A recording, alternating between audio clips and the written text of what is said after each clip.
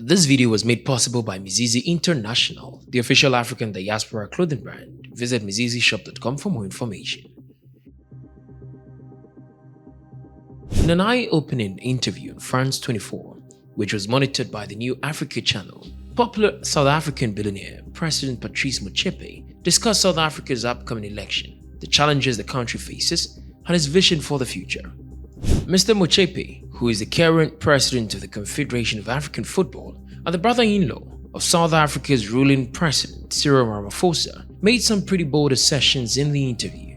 Motsepe revealed that, in his opinion, corruption remains one of the biggest problems facing South Africa, before laying down some surefire ways to tackle the canker. The more I travel around the world, the more I'm confident of the future of Africa. And in this context, the future of South Africa. Are there problems? Are there challenges? Absolutely.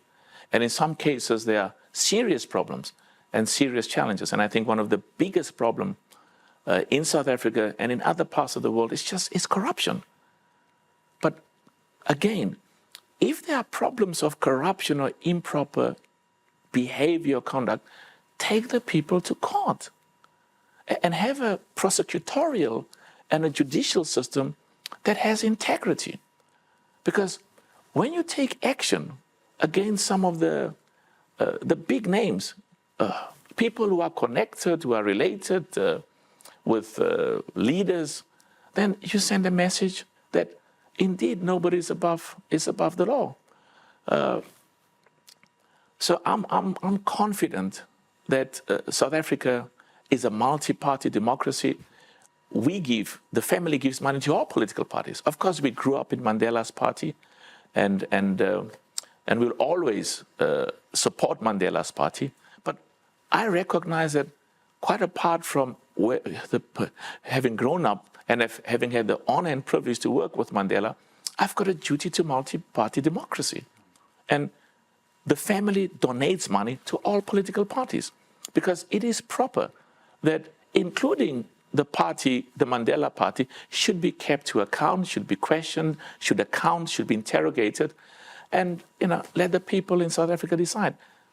The issue of whether the president is my brother-in-law is the most unimportant and irrelevant issue. I have a duty to all South Africans, and of course I've got a duty to the poor, to the unemployed, to try and create a future, because people like myself who've got successful businesses and successful enterprises, if we don't educate and create a future for the unemployed and the marginalized, and also make sure that there's a proper confidence that corruption will not be tolerated, that crime will not be tolerated, and those who commit crime and corruption will be held to account. Indeed, as Patrice Motsepe pointed out, corruption in South Africa remains a persistent challenge, despite the country having a strong legal framework to combat it.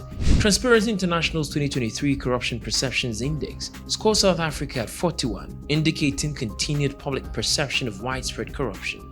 This index serves delivery, economic growth, and trust in government. A very recent example of widespread corruption in South Africa is the case involving South Africa's former Speaker of Parliament, Nosiviwe Mapisa-Nqakula. She was accused of soliciting millions of rand in cash from a former military contractor during her previous tenure as defense minister. Media reports further alleged she received a wig on one occasion as part of the bribe. She denied wrongdoing, but stepped down to focus on defending herself. The former Speaker of Parliament subsequently turned herself in to the authorities and has since been charged in court with 12 counts of corruption and 1 of money laundering.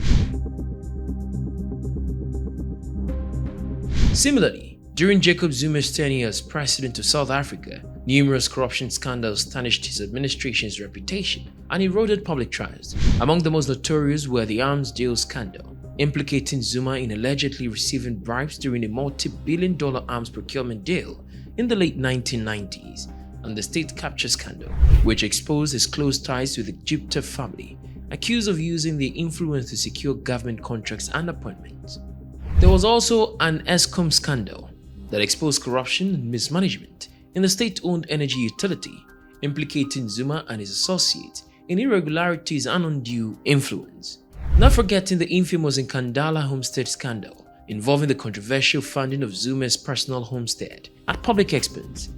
Zuma faced allegations of misusing public funds for personal gain, evading taxes, and facilitating crony capitalism, leading to widespread outrage and calls for his resignation.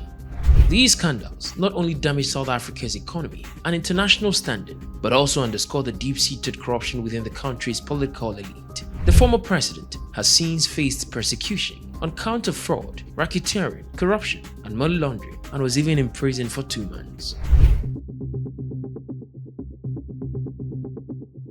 In light of these and many other examples, Patrice Motsepe's interview serves as a rallying cry against corruption in South Africa. He rightfully identifies it as a major obstacle to the country's progress, highlighting the need for a strong judiciary to prosecute corruption at all levels.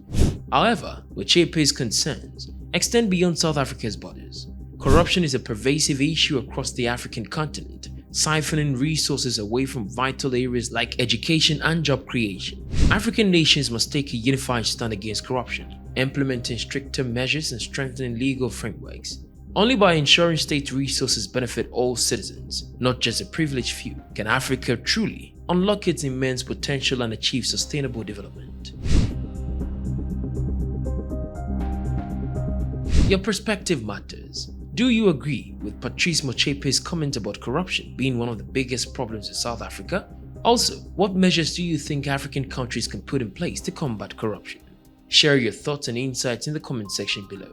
For continued updates on global affairs and diplomatic developments, be sure to subscribe to the New Africa channel. Stay informed, stay engaged. Thank you for watching, and we look forward to bringing you more insightful content in the future.